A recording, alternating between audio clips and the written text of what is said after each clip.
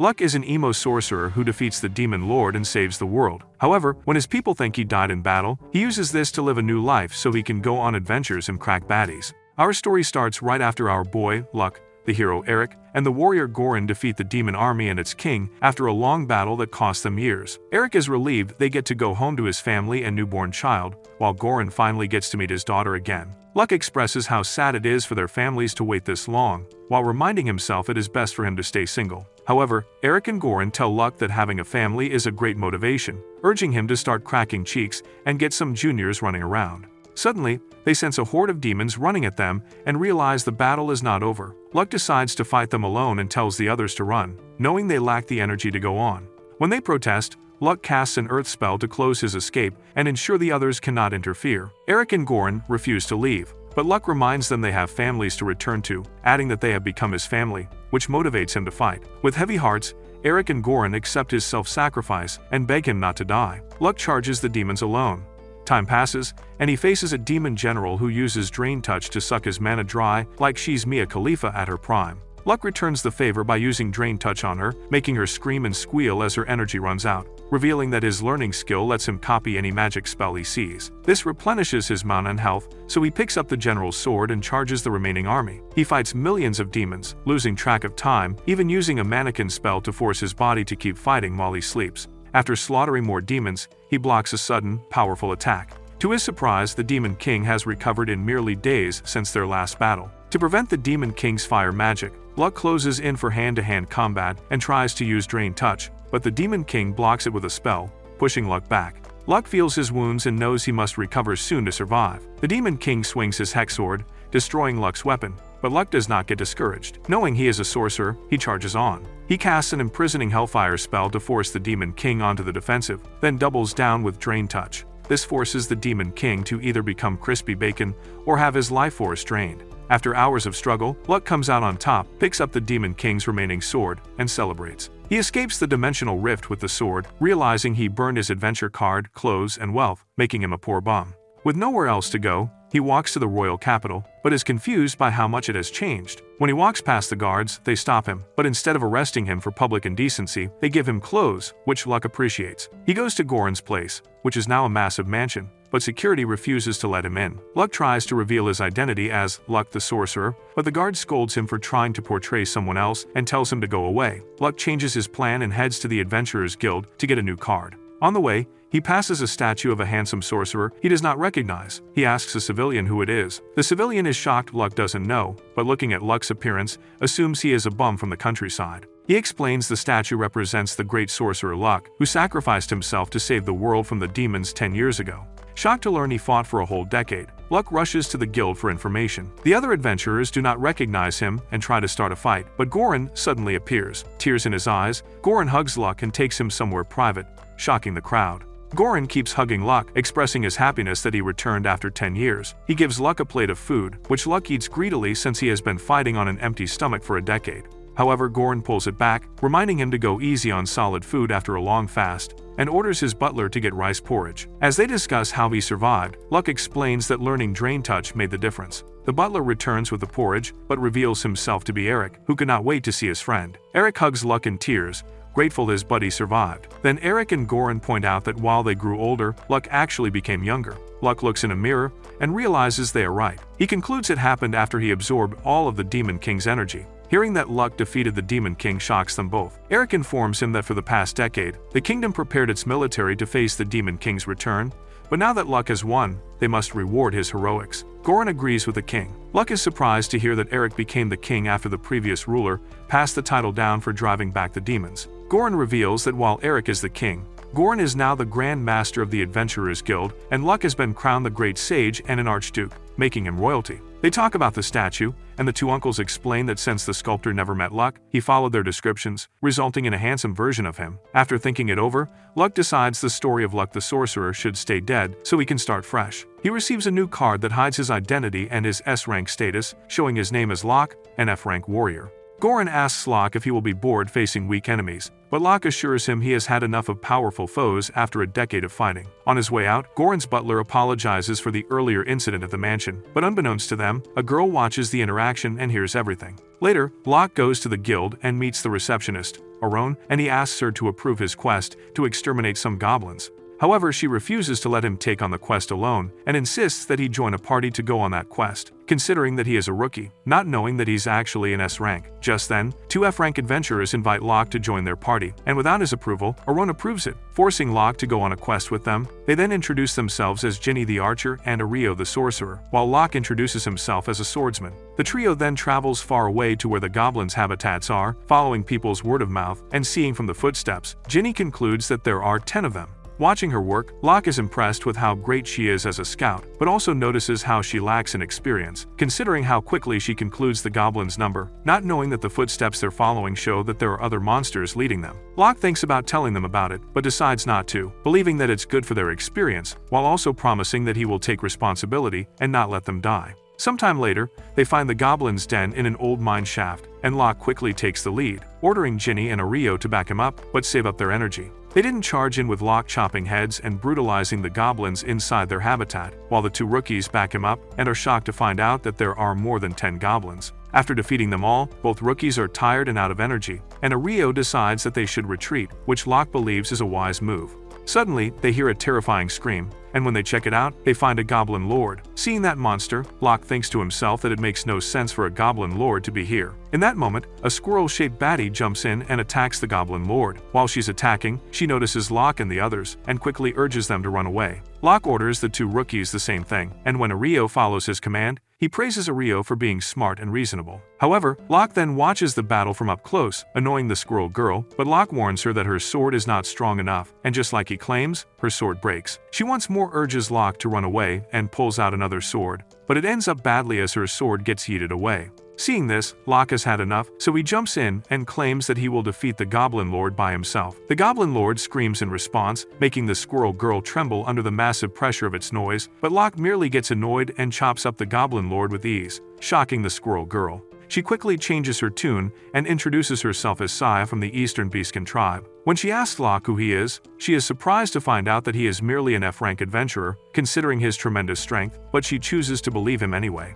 She then reveals that she's a B-rank adventurer, and apologizes to Locke for being rude earlier, but Locke merely brushes it off, complimenting her for looking out for rookies like him. He then asks what is located deeper in the goblin's den, and when she refuses to tell him, he walks towards the door by himself, forcing her to speak out of fear for his safety. She tells him that they are up against a vampire lord, which Locke knows is a difficult opponent to go against. He asks Sia if a vampire lord is not too much for her, considering she's struggled against a goblin lord, and while Sia knows that she's outclassed, she refuses to turn back.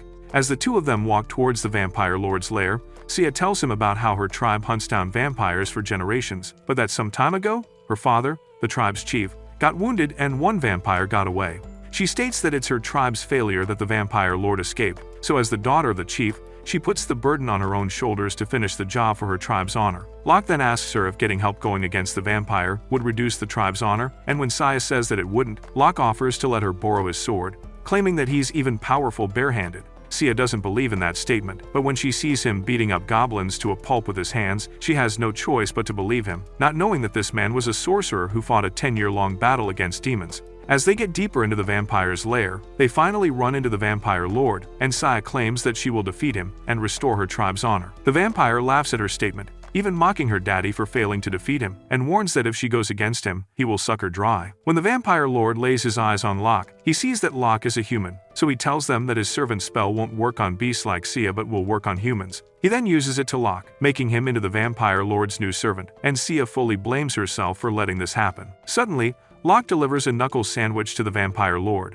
revealing that he has a high resistance to mental debuffs. The vampire lord claims that no human can ever resist a vampire lord's servant magic, but Locke mocks and says that it must mean that this bozo is not a vampire lord. That angers the vampire, and he attacks, but Locke counters his every move, while continuing to mock him. Then, Locke uses his sorcerer ability using magic to move fast and activates his drain touch on the vampire lord, making him feel what it's like to be sucked hard and dry for once. Out of desperation, the vampire lord tries running away, but Sia quickly jumps in with Locke's blade and slashes through the vampire lord, permanently defeating him and turning him into dust. Sia praises the blade for being so sharp and points out that she felt insane power within it, making Locke nervous, as she doesn't want her to know it's the Demon King's very own hexblade. She then grabs a medallion from the ashes and explains that it's a curse medallion inside the bodies of vampire lords who build curses in it whenever they suck blood or take lives. Locke doesn't recognize it, thinking that vampires have drastically changed over the past decade. The dying vampire lord chips in and says that the medallion will open the portal to the dimensional rift, which will release a countless number of demons from other dimensions, followed by their very own dark gods.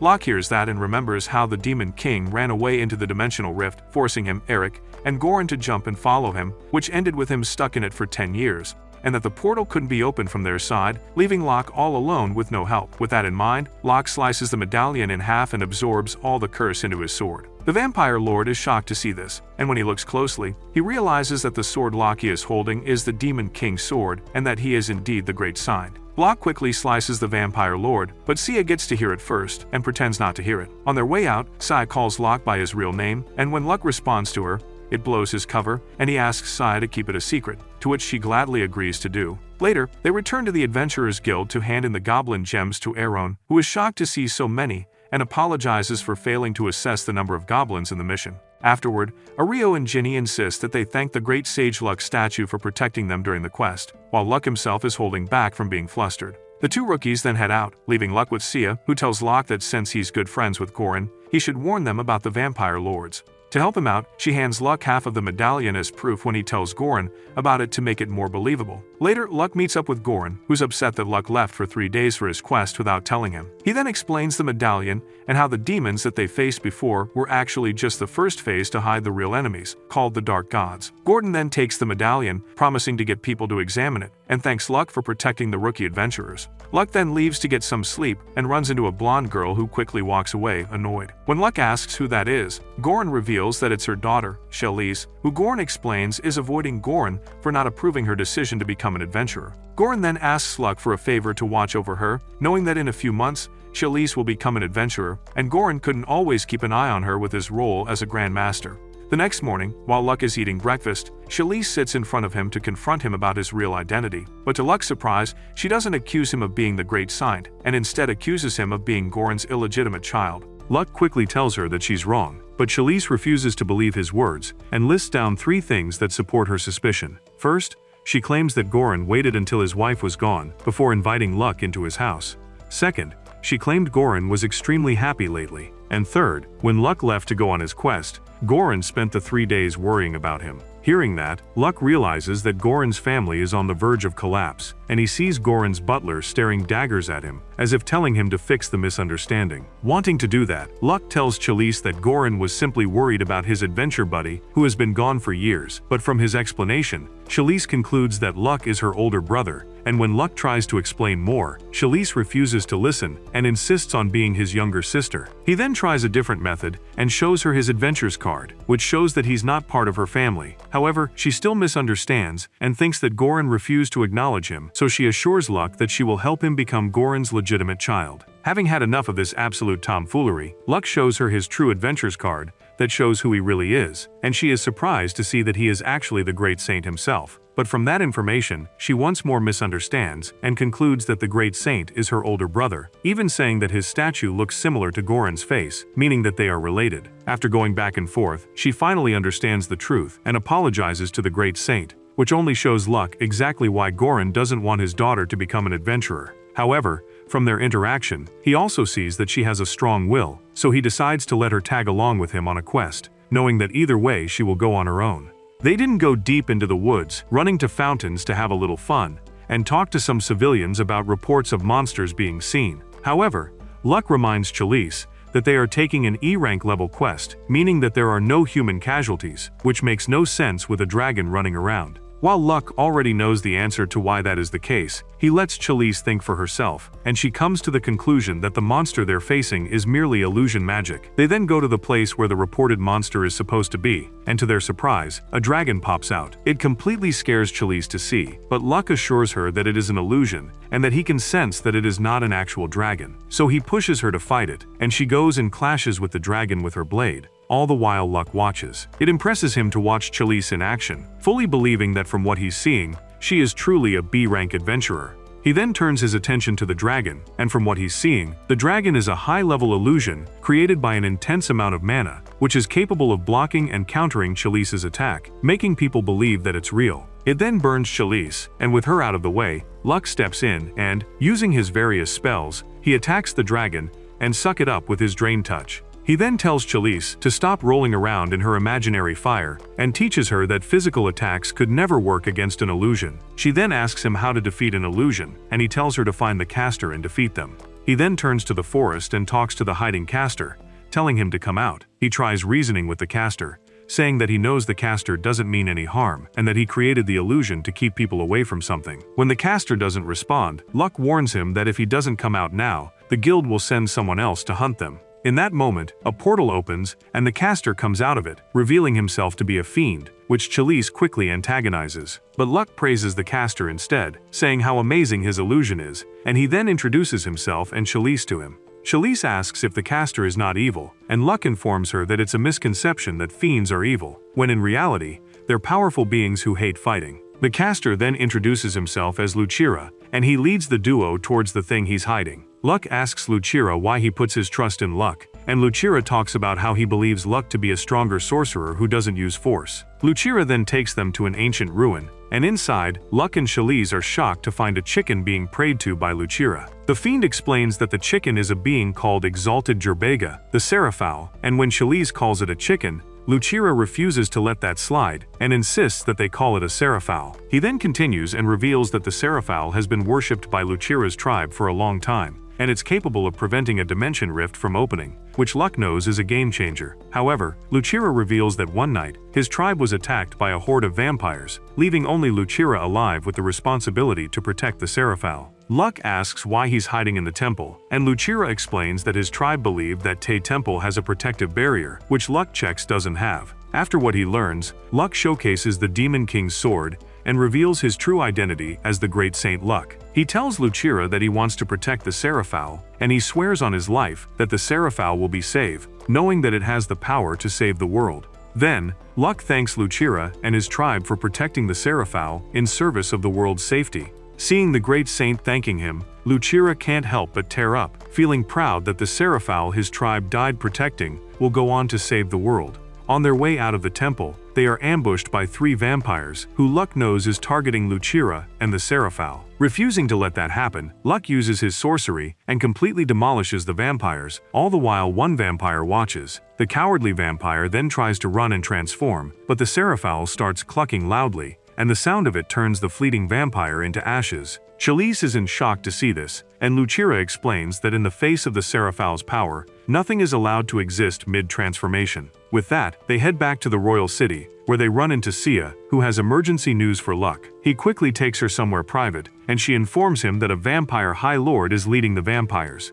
Hearing this, Luck realizes that he's facing bad news, knowing that a high lord is the king who controls the vampire lords. Sia then informs him that her father is still injured and bedridden, and that makes her tribe lose its leader. Because of that, they decide that they will hunt down and attack the High Lord vampires, which scares Sia, knowing that there's a risk her tribe could be wiped out. Luck now understands that Sia need her help in fighting the vampires, but Sia stops him and says that there is a more important thing to do before their vampire hunt. Luck wonders what it is, thinking that there's nothing more important than the hunt, but Sia informs him that her tribe is prioritizing finding a magical chicken that is capable of closing dimensional rifts. That instantly connects the dots, and Sia is fully convinced that Luck thinks that her whole tribe is an idiot for focusing on an uncooked Kentucky Fried Chicken. Instead of explaining to her, Luck hears someone at the door and opens it, revealing Chalice, who is eavesdropping. Chalice quickly tries to make an excuse for her action, but ends up apologizing profusely, and Sia forgives her as long as she keeps her mouth shut. Lucira then walks in with the Seraphal in hand, and there, Luck introduces the overpowered chicken to Sia,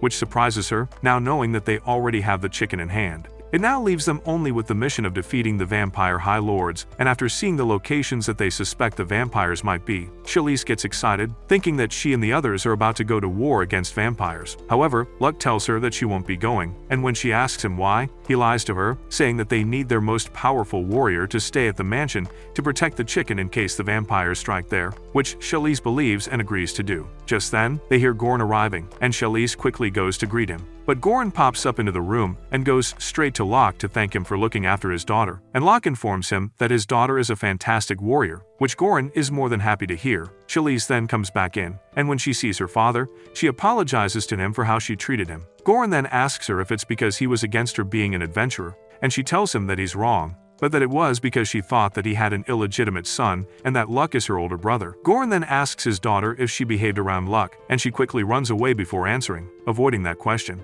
Goran quickly turns around and apologizes to Locke for his daughter's behavior, saying that he doesn't know where it comes from. But Luck remembers vividly how Goran troubled both him and Eric during their adventures. Goran then vents out his worries that his daughter might face some freaky loser who tries to get to her cheeks, but Locke assures him that he will help watch over her, which earns him a tearful hug from Goran. In that moment, Charlize returns, and when she sees her daddy and Luck being lovey-dovey with each other, she assumes the worst and gives them some privacy. An hour passes, and the duo just manages to clear up the misunderstanding. They then go back to discuss what's important, and knowing they are facing vampire high lords and having to protect the magical chicken, it makes things complicated for them. Sia then adds that if the high lords get their hands on the chicken's blood, their amulet will automatically trigger a dimensional rift, explaining that the chicken's blood is too scared, shocking everyone there. That only strengthens Locke's idea that the chicken cannot come with them into battle, and that gives Goran an idea that they should ask Eric for help. Locke instantly thinks that's a great idea, considering they can keep the chicken in the royal palace, and Goran instantly sends out a message to Eric. Some hours later,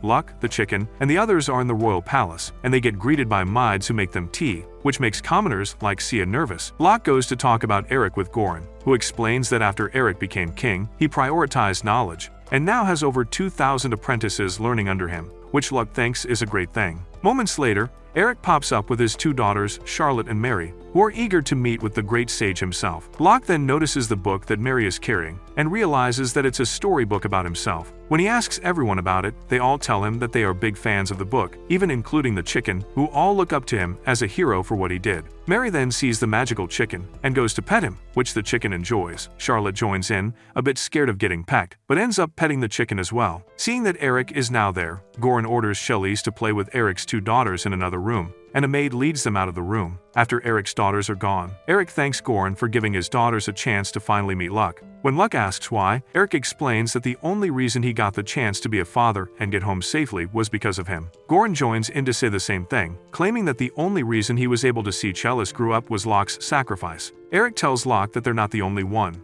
revealing that everyone in this continent will forever be grateful to him, and while Locke is happy to hear that, he still thinks a picture book of his story is too much. Eric and Goran quickly joke around saying that they even have theaters portraying Luck's heroics. Locke then asks about Levi, and Eric tells him that while she wants to meet him after she heard that he returned, she still has to do her role at the cathedral. They then discuss their situation and how they need to protect the Sarah Powell's blood by all means, and Eric assures them that the chicken and Lucira will be safe within the royal palace's walls. They now discuss their plan against the vampires, and when Locke says that he has a plan, Goran and Eric are excited to hear it. Locke then states that they will make use of Sia's Beastkin clan to help them, and the plan starts with Locke and Sia distracting the vampire lords, giving Sia's clan a shot at defeating the vampire high lords. Eric and Goran believe that is a bad idea and that they should switch around their plan, with Luck taking on the vampire high lord. Goran worries that there will be casualties from Sia's clan, but Sia assures him that they are ready to die if it means that they are taking the High Lords with them to the afterlife. Eric and Goran then sadly inform Luck that they cannot lend him some of their men, knowing that vampires have the ability to hypnotize humans and make them slaughter each other, and Sia adds that humans who have been bitten become stronger, but that beastkins, like her, can detect them. Meanwhile, Charlize watches over the magical chicken play around with Charlotte and Mary.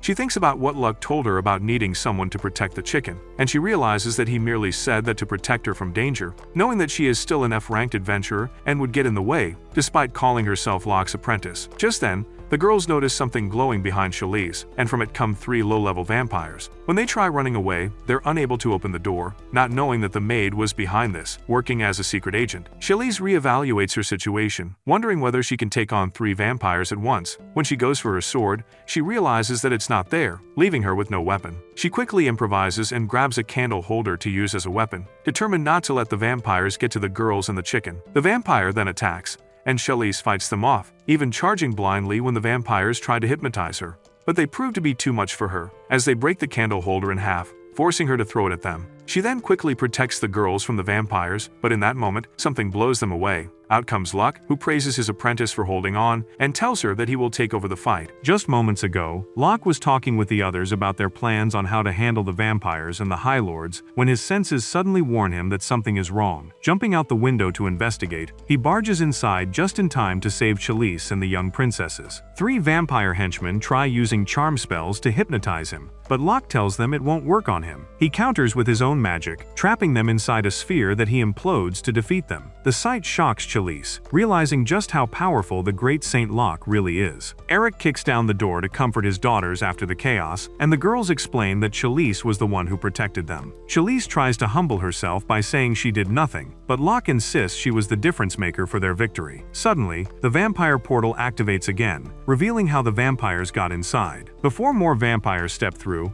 Locke uses Lucira's spell to create an illusion, hiding the others and disguising himself as a high-ranking vampire. The incoming vampires recognize him as Lord 8th and drop to their knees, explaining that Lord 6th ordered them to investigate the 3 missing vampires. Hearing this, Locke realizes that lower lord numbers mean higher ranks, meaning his disguise outranks their boss. Locke asks why they are targeting the royal palace, and they reveal their goal to kidnap and acquire the chicken god. They also confess that Lord 6 sent infiltrated human spies into the palace. Thanking them for the information, Locke quickly finishes them off. With this new information, they conclude that the maid who led Chalice to the room, Rowana, is a traitor working for the vampires, having brought a completed spell inside the royal palace. Locke suggests Eric arrest Rowana immediately, but an impatient Chalice runs after her, prompting Locke to order Sia to back her up. He then orders Eric to take the princesses somewhere safe and tells Goran to help protect the chicken god from danger. When Goran asks what Locke plans to do, Locke claims he wants to take care of Lord 6th and jumps straight through the magic portal, leading him inside Lord 6th's palace.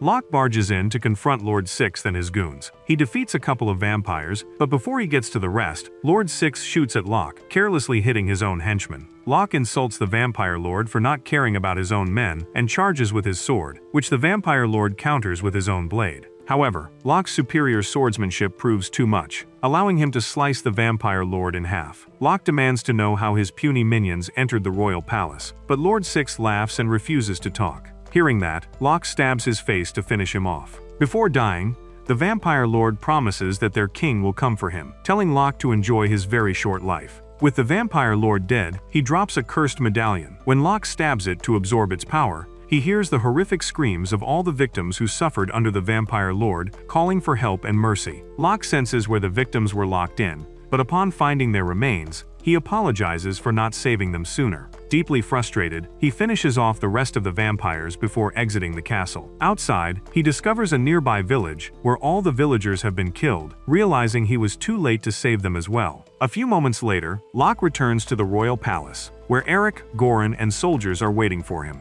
He informs them that he managed to wipe out all the vampires in their hiding place, but the nearby village was destroyed. Goran blames himself, promising to send people to the village to give them a respected burial. Later, they manage to capture Rowana, and Sia happily informs them that Rowana was only charmed by a vampire spell rather than turned, giving them hope she can be cured. Chalice is relieved to hear that, knowing Charlotte and Mary will be happy their babysitter is okay. Eric declares the royal palace unsafe for the chicken god due to potential vampire spies inside. Locke insists he will defeat the High Lords alone, but both Goran and Eric tell him he won't be by himself. They explain that their best shot at winning this fight is for the 3 of them to come back and form a team like the old days. Locke reminds them of their important leadership positions, but Eric believes his brother can take his place, and Goran notes others can fill his position. The trio decides to defeat the High Lords together, while Sia watches in awe as the legendary trio is reunited. Right before they leave, Chalice begs to come with them, but Goran bluntly tells his daughter she will just get in the way. However, Locke fully believes she can be useful, and suggests Goran give her one of his swords, saying they share the same fighting style, and that Chalice can protect the princesses while they are gone. Eric supports the idea, reminding Goran that vampire spies might still be in the palace, ending their discussion with Chalice guarding the palace head-on. Soon after, low-level vampires appear, wanting to steal the chicken god from Lucira. Shalise showcases her ability, remembering how Locke told her to strike before the vampires can use their charm spells. The vampires turn their attention toward Lucira and the chicken god, but Lucira burns them to a crisp, revealing that the chicken god is not actually with him. Meanwhile, Locke, the chicken god, and the rest of the team reach the High Lord's base, leaving Eric angered to discover that their base was built so close to his royal palace. Just then, another furry human pops up to greet them, and Sia reveals that he is one of the chiefs of the Beastkin tribes. They then discuss tactics and decide to send the Beastkins to distract vampires while they go ahead and hunt down the High Lord, considering that the vampires would be weaker with sunset approaching. The Beastkins chief tells Sia that it's her chance to honor her father, and she assures him that she won't let her kind down. Before they continue, Locke hands Sia the sword used by the vampires Lord Sixth, stating that it will make her stronger, and receiving the gift,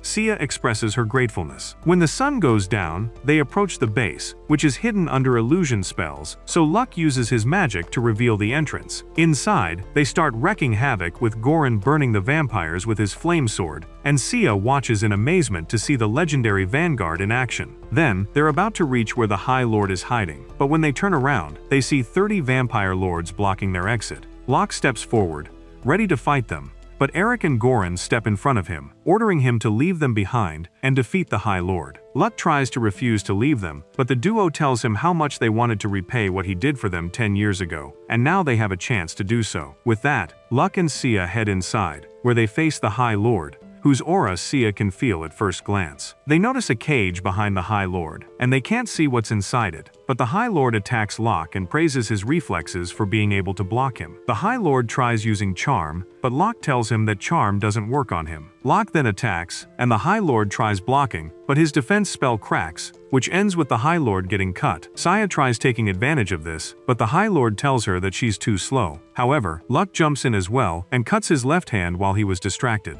Here, Sia believes that her and Luck's teamwork can defeat the High Lord, but to their surprise, the High Lord easily grows back his severed hand, stating that his sword won't work on him, making Luck realize that this will be a tough battle. Outside, Goran and Eric are cooking the low-level vampires, but then, a busty vampire appears and uses Shadow Clone Jutsu to go against Eric. He's fully convinced that the two of them are not enough, but a third one pops up and bites his nape, which makes her excited to get herself a handsome boy toy like Eric as her vampire slave. However, he slices her clones, saying that the only baddie he is going to crack is his wife, and reveals that the blood of a hero is highly resistant to a vampire's bite, before he finally puts an end to this vampire hoe. Back with the battle inside, Locke notices that the High Lord is moving slower ever since he had to grow his hand, so he and Sia coordinate to attack the High Lord, managing to get Locke in position to use Drain Touch on the vampire. Locke quickly follows up by slicing the vampire in half, and when the vampire tries to escape, the Seraphal uses its power to prevent him from escaping. However, that exposes where the Seraphal has been hiding, so the vampire pulls out his medallion on his teeth and bites it in half, which causes a reaction. It suddenly makes everyone feel tremendous pressure, as if gravity is pushing them straight into the ground, preventing them from moving. The vampire reveals that he just activated divine blessing straight from the dark gods, which makes everyone apart from the vampire unable to move, especially the stronger they are. The vampire is then about to get his hands on the chicken god's blood, but Luck thinks quickly and moves out of the way, using his mannequin spell to force his body to move. Luck knows that he needs to destroy the source of this immense pressure they are facing, and in that moment, Sia manages to just move and attack the vampire, taking away his attention and giving Luck a chance to make his move. However, the vampire just manages to catch his sword, saying that Luck stands no chance against the vampire's amplified power, and that he should simply hand over the Seraphal. But then, Luck tells him to look at his own hand, and to the vampire's surprise, his hand is bleeding, and a holy barrier is restraining the divine blessing sent straight from the church, which is having a sermon to send its holy powers. With that, Luck has had enough of the vampire, slices him in half, and chops his head off. When the vampire tries once more to run away, the Seraphal uses its power to end the vampire for good. With the threat gone, Locke and Sia thank each other for the teamwork, then they go to the cage they saw earlier and find a wolf inside. Sia recognizes this pup as a sacred beast, who she knows has the same ancestors as her kind, making the two species have massive respect for each other. Hearing about that, Luck asks if the wolf has a special power like the Seraphal, and Sia assures him that it doesn't, but that the wolf is extremely clever and even understands their language, which is the reason why the vampires kept it in a cage and probably did experiments on it. Feeling sorry for the poor pupper, Luck decides to free it from the cage, but he is surprised to find the wolf fully asleep and refusing to wake up. Sia reminds him that he used a sleeping spell on the whole cave before entering, so Locke uses a dispel to break his earlier sleeping spell. The second that the wolf wakes up, it sees Locke and quickly charges at him, wanting to take his head off. Sia quickly reacts and tells the wolf that the wolf is safe now, and that Locke was the person who saved and freed it from its confinement. The wolf quickly backs off, as if like it's apologizing, and Luck fully understands that the wolf must have been scared, so he tells it that it is now free. Within seconds, the wolf runs around happily, overjoyed that it has its freedom back. They then exit the chamber to find Eric and Goran victorious over the other vampires, and Luck tells Eric to thank Lefi for the help in countering the Dark God's divine blessing. But Eric insists that Locke tells her himself, knowing she will be happy. Locke then asks if Eric ordered her to do this, but he simply says that she did it by herself, considering that she is his wife. With that, they exit the ruins and find the other beastkins, who underwent a grueling battle against low-level vampires. They cheer at the sight of Locke and the others, and Eric tells Locke that they are cheering for him, but Goran thinks that the king should take this responsibility. Following that advice, Eric steps up as the king and cheers back at them, which results in everyone roaring loudly for their victory, while Luck is still getting used to fighting with others after the 10 years he spent fighting alone. Afterward, Luck and the others went back home to the kingdom, with the wolf following and sneaking behind them, not wanting to get caught. Goran tells Locke that the wolf is following them, so Locke confronts the wolf, telling it that it is free now to do anything. Sia informs Locke that it seems the wolf decides to follow him, and the others encourage Locke to accept, considering that just like him, the wolf doesn't have any family. After hearing their advice, Locke approaches the wolf, caresses it, and accepts the wolf as his family member. They then arrive back in town, where Eric's daughters greet them, and the girls inform them that Chalice and Lucira fully did their duties to protect them. They then notice all the vampire gems beneath Chalice's feet, and is impressed to find out that they defeated about 20 vampires. But then, Locke gets even more astonished to find that they even went against arch-vampires, seeing that there are a couple of gems from defeating them, and Locke praises her, saying that this proves that she is truly Goran's daughter. Meanwhile, Goran is unable to hold his face while he praises his own daughter, secretly being embarrassed, but also completely proud of his daughter. Seeing how many vampires managed to slip into the kingdom, Eric insists that they need to strengthen their defense, but that gives Luck an idea. He suggests to him that they should add beastkins like Sia into the Royal Guard army, considering that beastkins cannot be hypnotized or affected by vampires. Eric fully believes that this is a great idea, even insisting that he will start recruiting, and Sia is more than proud to know that her fellow beastkins will have this honor. Then, Eric brings up rewards and says that Locke should get one too, so he asks Locke what he truly wants. After thinking for a moment, he asks for a house to live in, considering that he has a family now with the wolf, the chicken, and Lucira by his side. Somewhere in the city, a red-haired little girl is trying her best to survive, living on the streets and scraping for what she can to live. She didn't get spotted by scary-looking dudes who chase after her, but she just manages to escape into someone's basement. Sometime later, Luck is presented with his new house, which he thinks is too big, despite him being a royal himself. He and the others look around the house, and they quickly start dividing chores to clean it. Lucira and the chicken then go to pick a room, which Locke approves, but to his surprise, Chalice also picks a room, insisting she wants to stay there, to which Locke refuses to let happen, considering she has her own house. Locke then talks to Goran, who informs Locke that the house has a lookout tower, and after seeing that, Locke decides to make it his and the wolf, Garb's room. That night, Locke gets woken up by Lucira, who informs Locke that he has been hearing a terrifyingly eerie noise coming from the basement. Being the head of the household, Locke goes to check it out with Lucira and the chicken by his side. It brings them to a door, and when they listen closely, they hear a terrifying voice, saying over and over again that it hurts, which frightens them. Lucira wonders if the sound is from an undead, and Luck warns him to be careful as he opens the door. Facing total darkness, Lucira uses his light magic to help them see, and the first thing he sees is a terrifying sight, so he screams in fear. However, Luck asks him to use his light magic again, and when Lucira does so, they finally see clearly that it's just the red-haired girl, hanging upside down with her feet stuck on the rope, begging to get down. Luck goes to help her, and when Lucira sees her clothes, he assumes that she's a burglar and insists that they bring her to the authorities. But Luck firmly says that they should hear her out first. After calming down, the girl introduces herself as Milka, and she explains that she thought that the place was abandoned and that she needed a place to sleep. Luck asks her if she doesn't have a place to stay, and Milka confesses that she has been an orphan for a long time and was taken care of by her grandpa.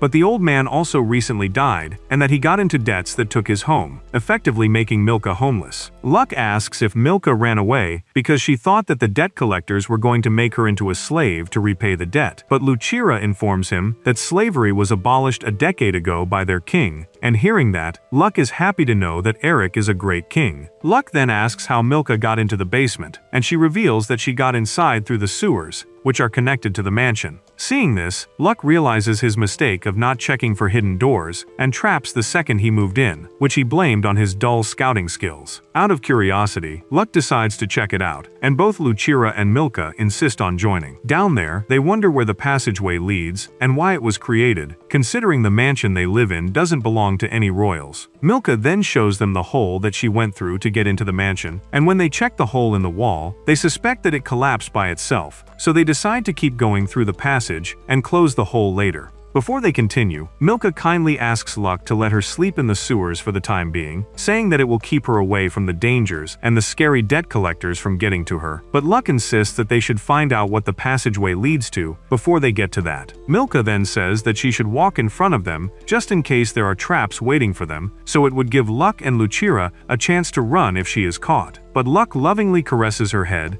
and says that he would never let someone like her take that responsibility. He then assures her that he is a veteran adventurer who won't get caught by measly traps, which makes her happy. As they keep walking, they run into the end and face a door, and both Luck and Lucira sense powerful magic coming from it. Curious what the door is hiding, Luck uses his trace magic to reveal the spells protecting the door, then he uses his analyze magic to crack the spell, and then he uses dispel to completely unlock the door. When they step inside, they are greeted by a luxurious room belonging to royalty, but then they hear someone coming to the door, and they quickly go hide to see who it is. To their surprise, it turns out to be Eric, and the passageway leads to his royal palace. With that, Luck tells the others to come out, and while Eric recognizes Lucira, he is confused when he sees a new face in Milka, but he warmly greets her as well. After Luck explains to Eric about the whole ordeal, Eric reveals the whole truth about how the passageway was created, because his grandfather, the old king, had a fling with a baroness who was a widow, and that he created the passageway and the house for her so he could go to her house,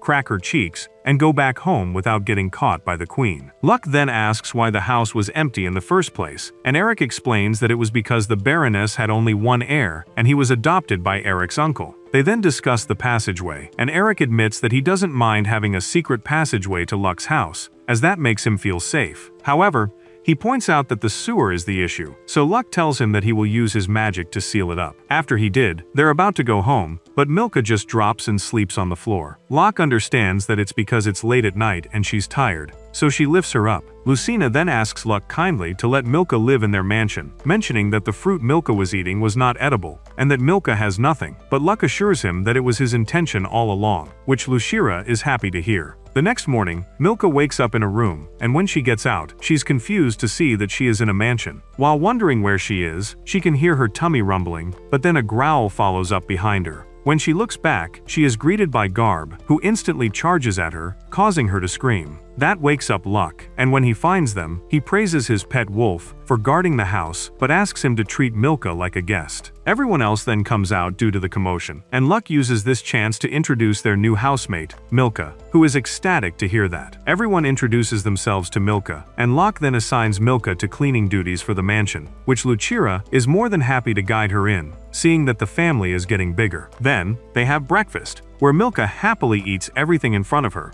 tasting all the delicious food, and Goran is amazed to see that Luck already added another housemate to his mansion. They then talk about the passageway, and Luck informs them that he is planning to use it as an escape route for both his mansion and the king's if anything were to happen. Meanwhile, Milka is happily eating everything while Chalice happily offers her more food, and when Milka refers to Chalice as her big sister, Chalice folds and is more than happy to gain a little sister. They then discuss their next steps, and while they assign Lucira to finish up cleaning and setting up the mansion, Luck and the rest go to buy supplies. When they get to one store, Luck tells Milka and Garb to stay put outside while he and Chalice go and buy some supplies. But while the two of them are gone, Milka thinks it's a great idea to buy cleaning supplies early, so she goes to check a store by herself. But there, she gets confronted by someone. When Luck and Shalise finish their shopping, they notice Milka missing and quickly find out that some scary-looking dudes took her away, so Luck quickly assigns Garb to track her down. Somewhere in the city, the thugs are demanding more money from Milka to pay her grandfather's debt, but Milka tells them that Luck told her that she doesn't have to pay anyone's debt.